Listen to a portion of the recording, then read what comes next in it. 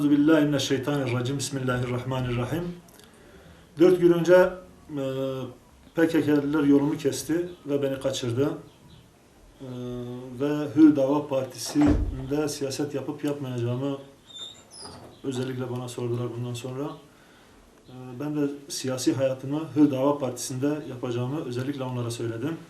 Bu konuda bize yardımcı olan, açıklamalar yapan Hür Dava Partisi ve bütün sivil toplum kuruluşlarına teşekkür ediyorum.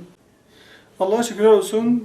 Hür Dava Partisi Dicle İlçe Başkanı Ercan Alparslan sağ salim bir şekilde bugün evine döndü. Kaçırıldıktan sonra bize destek olan özellikle Hür Dava Partisi'yle ve diğer bütün sivil toplum kuruluşlarına teşekkür ediyoruz. Yani bundan sonra özellikle Ercan abiye Hür Dava Partisi'ne siyasete devam edip etmeyeceği soruldu. Bize kesinlikle Hür Dava Partisi'ne siyasetimize devam edeceğimizi söyledik. Bu dik duruşumuzu sürdürmeye devam edeceğiz.